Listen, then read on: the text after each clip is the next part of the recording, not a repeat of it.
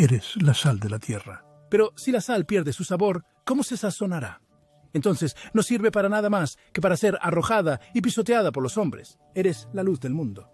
Una ciudad situada en una colina no puede ser ocultada. Tampoco encienden una lámpara para ponerla bajo una canasta, sino en un soporte de lámpara, y da luz a todos los que están en la casa. Deja que tu luz brille ante los hombres, para que vean tus buenas obras y glorifiquen a tu Padre en el cielo. No creas que vine a destruir la ley o los profetas. No vine a destruir, sino a cumplir.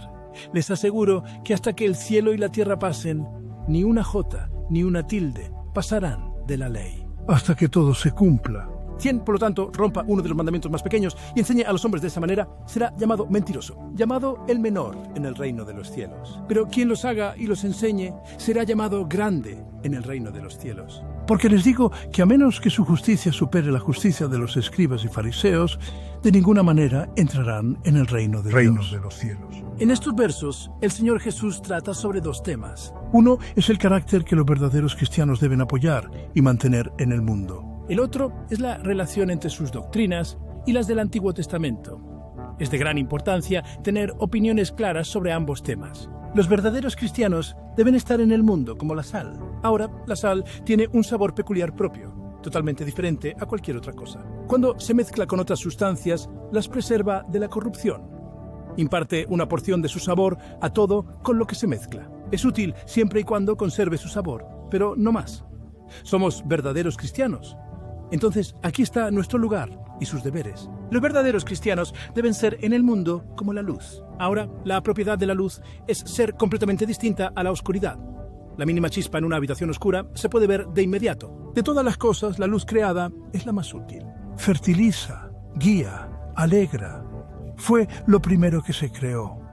Sin ella, el mundo en blanco. Somos verdaderos cristianos. Mantengan nuevamente observa nuestra posición y sus responsabilidades. Seguramente, si las palabras significan algo, se supone que debemos aprender de estas dos figuras, que debe haber algo marcado, distinto y peculiar en nuestro carácter. Si somos verdaderos cristianos. Nunca servirá de nada pasar la vida sin hacer nada, pensando y viviendo como otros, si queremos ser reconocidos por Cristo como su pueblo. ¿Tenemos gracia? Entonces debe ser visto. ¿Tenemos el Espíritu? Entonces debe haber fruto. Si tenemos alguna religión salvadora, entonces debe haber una diferencia de hábitos, gustos y modo de pensar entre nosotros y aquellos que solo piensan en el mundo. Está perfectamente claro que ser cristiano es algo más que ser bautizado e ir a la iglesia. Sal y luz implican evidentemente peculiaridad, tanto de corazón como de vida, de fe y práctica. Debemos atrevernos a ser singulares y diferentes al mundo si queremos ser salvados. La relación entre la enseñanza de nuestro Señor y la del Antiguo Testamento se aclara por nuestro Señor en una frase sorprendente. Él dice: No pienses que vine a destruir la ley o los profetas. No vine a destruir, sino a cumplir. Estas son palabras notables. Fueron profundamente importantes cuando se hablaron, satisfaciendo la ansiedad natural de los judíos sobre el punto. Serán profundamente importantes mientras el mundo exista, como un testimonio de que la religión del Antiguo y Nuevo Testamento es un todo armónico. El Señor Jesús vino a cumplir las predicciones de los profetas que habían predicho durante mucho tiempo, que un Salvador aparecería un día. Vino a cumplir la ley ceremonial, convirtiéndose en el gran sacrificio por el pecado al que todas las ofrendas mosaicas habían apuntado. Vino a cumplir la ley moral, al rendirle una obediencia perfecta que nunca podríamos haber rendido, y pagando la pena por nuestra violación de ella con su sangre expiatoria, el cual nunca podríamos haber pagado. De todas estas maneras, exaltó la ley de Dios y hizo evidente su importancia aún más de lo que había sido antes. En resumen, Él magnificó la ley y la hizo honorable. Isaías 42. Hay profundas lecciones de sabiduría que se pueden aprender de estas palabras de nuestro Señor. Considerémoslas bien y guardémoslas en nuestros corazones. Tengamos cuidado de no despreciar el Antiguo Testamento bajo ningún pretexto. Nunca escuchemos a aquellos que nos instan a desecharlo como un libro obsoleto, anticuado e inútil. La religión del Antiguo Testamento es el embrión del cristianismo. El Antiguo Testamento es el Evangelio en ciernes. El Nuevo Testamento es el Evangelio en plena flor. El Antiguo Testamento es el Evangelio en la hoja. El Nuevo Testamento es el Evangelio en pleno oído. Los santos en el Antiguo Testamento vieron muchas cosas a través de una hoja. Vidrio oscuro. Pero todos miraron con fe al mismo Salvador.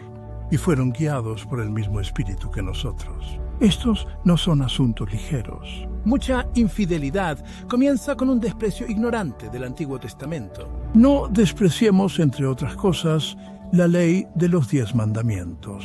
No supongamos ni por un momento que el Evangelio lo deja de lado o que los cristianos no tienen nada que ver con ello. La venida de Cristo no alteró la posición de los 10 mandamientos ni un ápice. Si acaso, exaltó y elevó su autoridad. Romanos 3:31. La ley de los 10 mandamientos es la eterna medida de Dios, de lo correcto y lo incorrecto. Por ella se conoce el pecado. Por ello, el Espíritu muestra a los hombres su necesidad de Cristo y los lleva hacia Él. A esto se refiere Cristo a su pueblo como su regla y guía para una vida santa. En su lugar correcto es tan importante como el glorioso Evangelio. No puede salvarnos, no podemos ser justificados por ello, pero nunca, nunca lo despreciemos.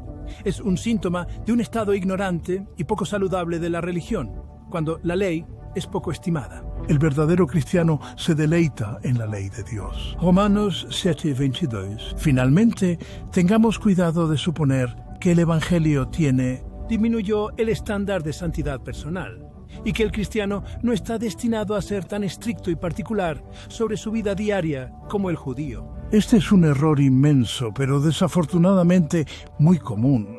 Lejos de ser este el caso, la santificación del santo del Nuevo Testamento debería superar la del que solo tiene el Antiguo Testamento como guía. Cuanta más luz tenemos, más debemos amar a Dios. Cuanto más claramente vemos nuestro completo y total perdón en Cristo, más fervorosamente debemos trabajar para su gloria. Sabemos lo que cuesta redimirnos mucho mejor que los santos del Antiguo Testamento. Hemos leído lo que ocurrió en Getsemaní y en el Calvario, y ellos solo lo vieron de manera vaga e indistinta como algo que aún estaba por venir. Que nunca olvidemos nuestras obligaciones. El cristiano que se conforma con un bajo nivel de santidad personal tiene mucho que aprender.